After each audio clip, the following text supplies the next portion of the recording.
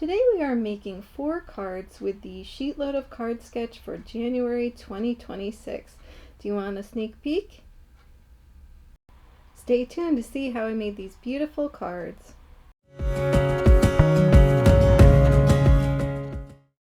Hey crafty people, this is Ellen with EGI Designs and welcome to my channel. Thanks so much for stopping by. Today we are going to be making 4 cards using the Sheetload of Cards sketch for January 2026. This is a half a recipe. If you follow the instructions exactly, you will be able to make 8 cards. Today we are just doing the 4. There's a little bit of a special cutting instruction that I will show you later. For today's project, we're going to be using a lot of Altenew products as well as some Concord and 9th products. I will list in the description box and over on my blog at egidesigns.com all of the products I used as well as any measurements that differ from the sketch.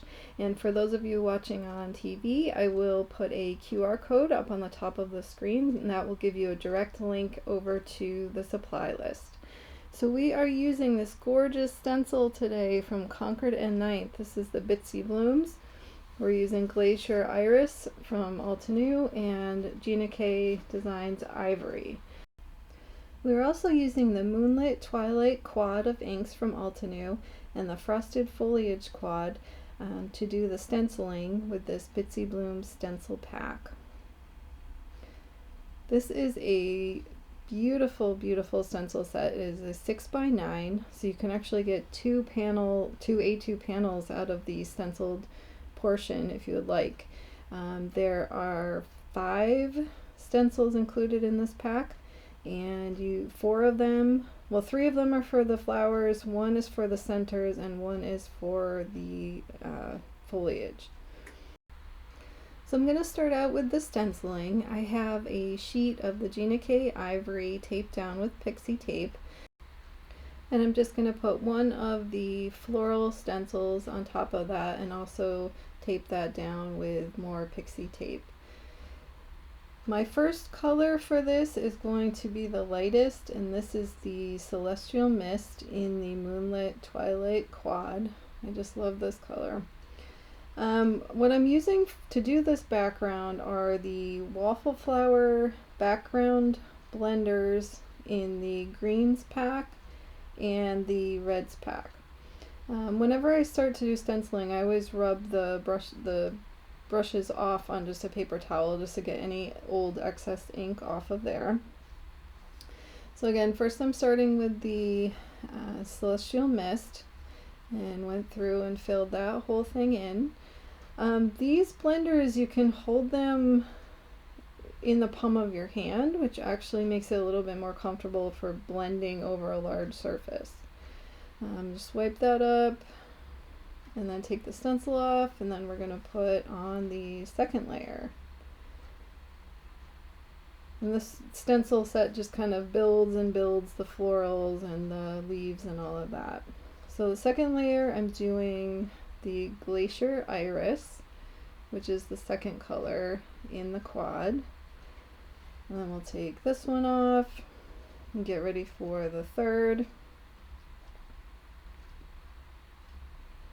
The third one, I'm using the Dreamy Periwinkle. I just love this color, it is so gorgeous. And then once that's complete, then we get to fill in the floral centers with that stencil, and I'm using the darkest in the quad for this one, the Twilight Sky. And this is dark enough to show up on all of those flowers. So I'm going to take this off. Look at that, I love how it pops. Ugh. Now we're putting on the leaves. For this one, I'm using the lightest. This is the Silver Sage out of the Frosted Foliage quad. And I'm doing a whole layer over that. And then I'm using a small Altenew mini brush with the Eucalyptus. And I'm just going around in each little spot and giving it a shading effect. So it's a little bit darker on the bottoms of everything. So here is the completed stencil on it. Just love it. It's so pretty. So now I'm cutting this down, and I'm cutting it to a 6x6. And then I end up trimming off a little bit more, so it ends up being 5 7/8 by 5 7/8. Now here's the weird thing where you kind of offset the cutting by 2 inches on the sides. So this particular trimmer, this is a Tim Holtz precision trimmer, and it does go out to 2 inches off the other side. So what I did was I lined up one corner on the 2 inches on the left side and one corner on the 2 inches on the right side, and then you can just cut it across from there, and that will give the appropriate cut. And depending on which way you tilt your paper, you will get a different shape. You'll get one that ends up like how I did, or one that, well, how it matches on the sketch, depending on which way you turn your diagonal. So then what you do is you measure the long side, and mine was 6 1/4, and we need to cut that in half. So we are going to cut this at 3 1/8. And so I'm just putting it on the bottom and lining it up with the 3 1/8 and then cutting it. And then you get 4 pieces that are exactly the same, which seems like some kind of weird magic, but it does work out that way, which is pretty awesome. So next I'm cutting the background panels, and these are 4 by 5 1/4, and I'm using the Glacier Iris cardstock because that would match perfectly with the inking. I'm just trimming these down. And because my stenciled piece was a little bit less than 6 by 6, I trimmed down the background panels a little bit as well, just so that they would line up better. They ended up at 3 7/8 by 5 1/8. I'm just looking for placement here a little bit. I have this chiffon ribbon, and it is it's kind of distressed on both sides, so I cut off 4 pieces and then I trimmed them up the middle on all of them, and then I added double-sided adhesive tape, this is 1/4 inch, to the sides that I wanted to put the ribbon on.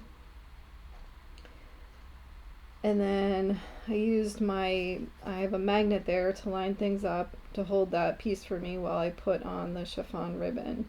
And I was able to use the lines on my grid to line that up perfectly. So then I just used some fabric scissors to cut off the ribbon with a nice clean edge. So here you can see the magnet again, putting it down, lining the edge up perfectly. And I think that just looks so beautiful. Look at that. I just love the way that that looks. So here I'm just trying to get this put together a little bit and see placement and all that. I did want to say before, I used a embossing folder on the background that is a Stampin' Up! Subtle embossing folder, and it just kind of gives a linen look. I didn't want it to be anything too drastic. I just wanted to add a little texture to the background. So I'm putting on that background panel, and 2 of my cards are going to be horizontal orientation and 2 are going to be vertical. And I'm just gluing on the stenciled piece. And originally I put it right up against the top, and then I decided that I actually really wanted to have a little bit of a border, so I just took it off and scooched it down a little bit before it set, because I think it just added a nice little touch to be able to see the purple sticking out from under the edges. Then I have these sentiments, and these are also from Concord and 9th. I have the written word stamps and the written words to stamps, and I picked out 4 sentiments, stamped them using my Misty on some ivory cardstock, and then I cut these out using a variety of different labels and shapes and things like that. I have the paper tray ink rounded rectangles, I have the paper tray ink circle it, And then I also have a Simon Says Stamp layered scallop tags set. And then I'm just using some Altenew foam tape behind. I matched these all up and then put on the sentiments. And now I'm building the inside, so I have the same Glacier Iris cardstock and then the Gina K Ivory, and now I'm using the extra pieces I had for the stenciling and putting them on the inside to add some interest, adding them panel to the mat, and then those are all the completed ones, and then putting them into the cards. Here I'm adding some beautiful gems. I love these. These are the Pinkfresh Dewdrop Iridescent. And here are the completed cards. You can check out the outside and inside for all of these.